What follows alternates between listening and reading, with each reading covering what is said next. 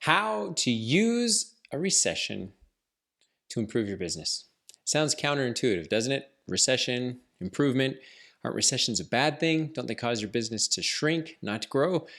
Well, based on a conversation I had today, I thought I would share some thoughts about what I think is really beneficial about a recession that might help you if you're a business owner struggling to find the bottom right now, or you are waking up every day with a lump in your throat because you're not really sure what the day is going to bring, much less what the market in front of you is going to bring. And I'm going to try and shine some light on how to welcome and embrace a recession when it's in front of you, instead of looking to shy away from it. And I think that the first thing that has worked well for me, because this isn't the first time that I have owned businesses during a recession. The last recession that knocked me out was the financial crisis, and that was because I did exactly none of the things that I'm going to be talking about today. And so the first thing would be to simply just pay attention to what your competitors are doing. I have found for myself, when times got tough, I tended to put my head down, and because of pressure, because of stress, because of anxiety, get laser focused on my own business and start to look at things I probably should have been looking at the whole time. But because of the recession, because things get tougher, all of a sudden I found I was scrambling to try and find my footing somewhere. And so you start questioning things, you start looking at your P&L, and you're wondering what all of these expenses are. You look around your team and you wonder what all of these people are doing, and you look at just the general layout of how your days go. And for me, that used to fill me with anxiety, because I had, when I had first started my business, I had my head down and off I went, and I wasn't really paying attention to the noise around me. Sure enough, you get the wind knocked out of you. The next time the market changes, you're a little bit more prepared. And so one of the very first things that I've learned to do is to pay attention to what's happening with my competition. It's amazing what people will tell you if you take a minute just to ask. I know in some opportunities, as recently as last week, I've asked people, what's going on in the market? I've talked to our customers. I've said, what are you experiencing? And if you're paying attention, you will learn a lot. And so the question is, well, Dylan, what am I paying attention for? What I'm always paying attention to is, what are the negative things that people are talking about? Because those are the things that are probably keeping them up at night. Those are the things they're most frustrated about. Usually when times are good, people don't, the things that people complain about are few and far between. They generally are telling you about all of the good things happening in your life. But when people are starting to say negative things, for example, one of our customers had told me about how the pricing in their business was changing, and it was changing because of the supply chain. And the problem in the supply chain isn't that the supply chain has been fixed, but that there isn't enough freight to be distributed out to people who take it kind of the last mile.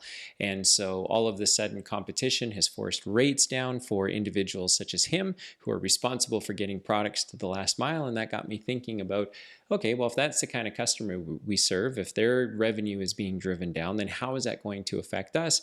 What can our business be thinking about as we look to retain and grow and maybe attract customers from our competitors who are feeling the same way? So the first thing I've always learned to do is just to pay attention to, first of all, it serves two purposes. One, for the reason the example I just gave, where you get to pick up some market intel that should inform your thinking. But the second thing that it does is it also, quite frankly, just takes your mind off your own business. I know that some of the best things that I've done during tough times is to go out and have coffee, to go out and have lunch with business owners that do not do what I do, that do not have the same customers that I'm working with, and to listen for what they're doing in their business and some of the struggles that they're having. Because if you've got your listening ears on and you're paying attention to what other people are saying, you generally can find some opportunities to improve what it is you're doing.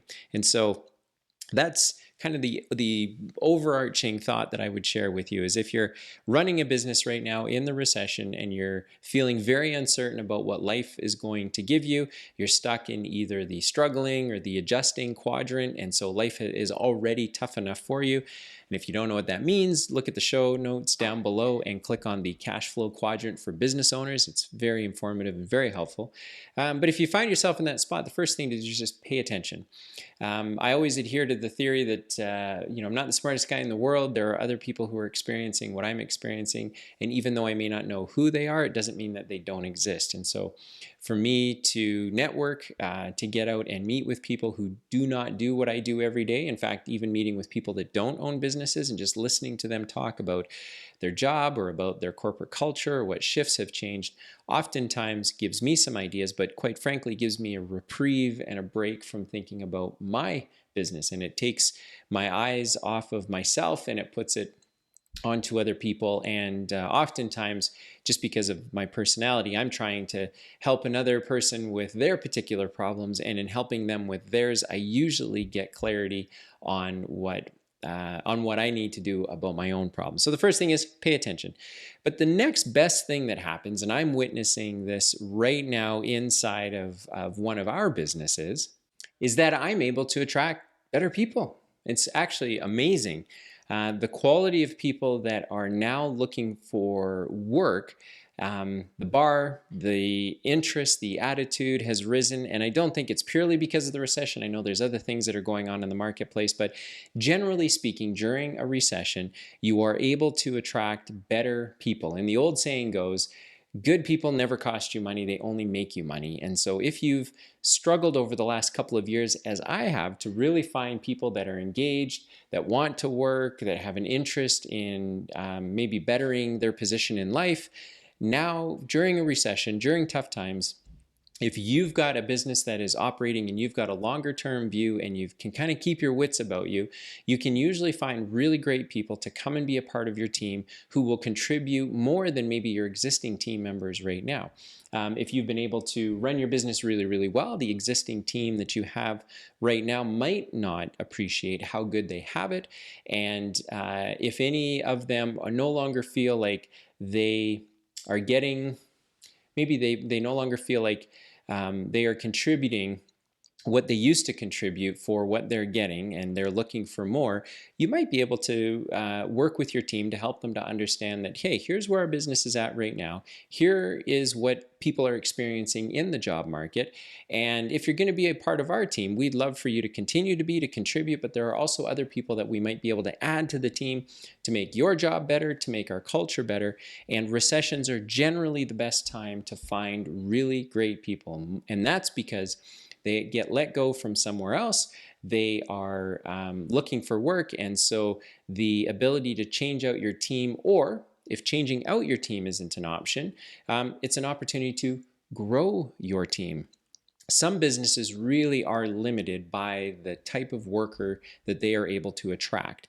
And during a recession, if you are able to do some of the other things right in your business, like a sales plan, a marketing plan, you're able to continue to keep the top of the funnel very full, and you've done a good job at continuing to make sure people are coming through the door, then being able to add people to your team is a great way to grow your business during a recession, because you can attract a higher quality worker.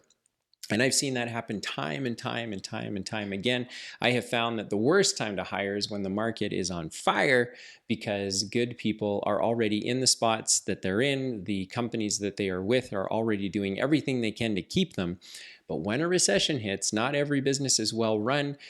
Some businesses don't make it. As a result of those two things happening, good people generally find their way back into the job market and are looking for good companies to work with. And you can create an opportunity for them by making sure that your doors are open to attract better people. And then, so pay attention, listen, talk, see what's going on out there.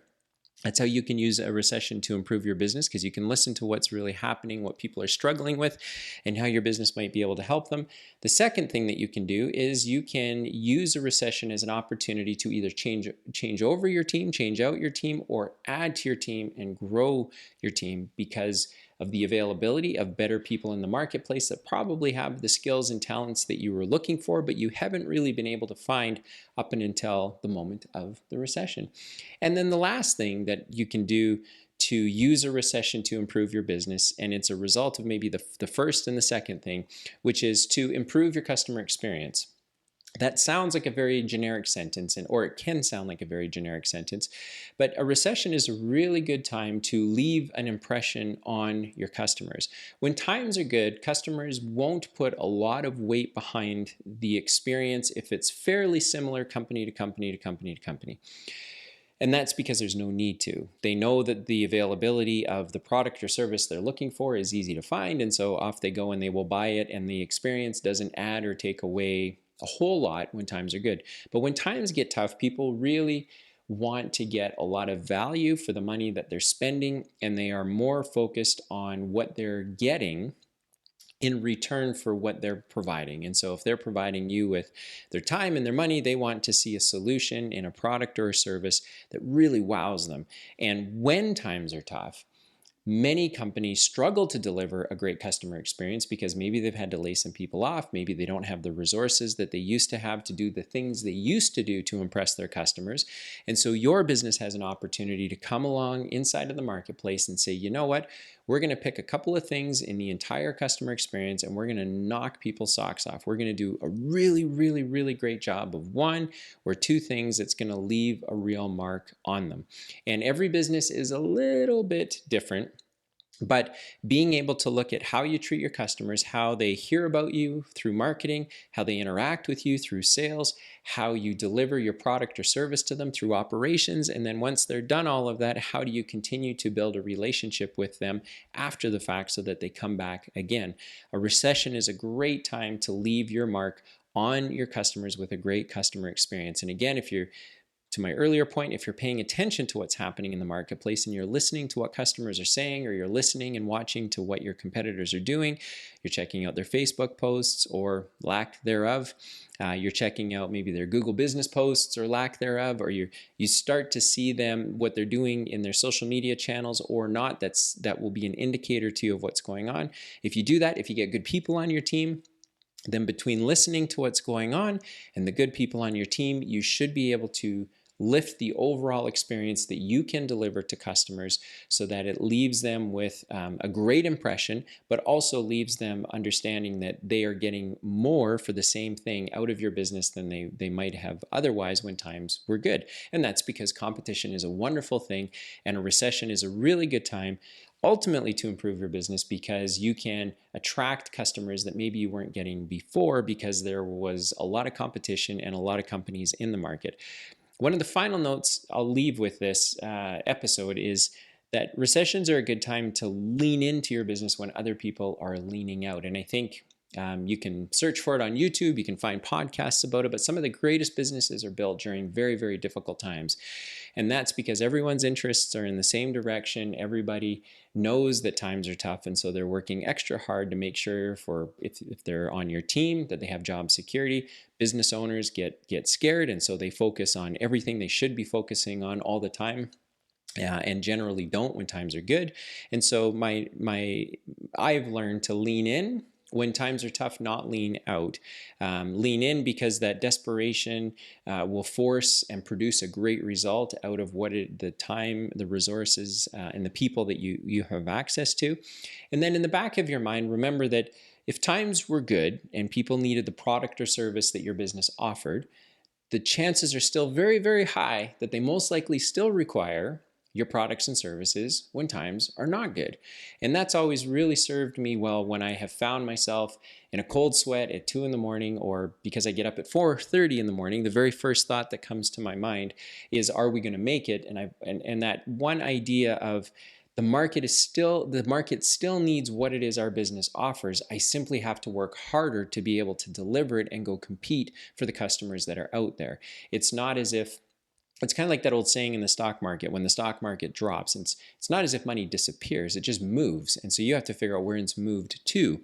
In our businesses, when times get tough or when the market changes or a recession kicks in, the amount of the number of customers that want our product or service might go down, but it's highly unlikely that it goes to zero. And so if you can keep your wits about you, as I have learned to do, and don't do well all of the time, but I've gotten better at it over the years, is to understand that markets go up, markets go down, lean in when the markets are down, really build a great business when times are tough, because when times get better, you're going to be able to collect and reap the rewards of all of that. And again, the market's still going to need your product or service. Even if the market slows down, they still need it. You might just have to work harder to go and get it. So again, as a result of a conversation I had with someone recently, it just occurred to me that this is an idea that I think about quite a bit.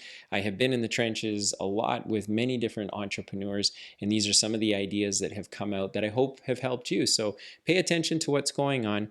Use it as an opportunity to attract better people to your team. And then lastly, leave a mark, leave an impression on your customers. And collectively, a recession is a great time to build a very good business that is efficient, that is profitable. If you can make it efficient and profitable when times are tough, it means when times get good again, you're going to do nothing but cash checks. So hopefully you find that helpful, and I hope you join me on the next episode as well.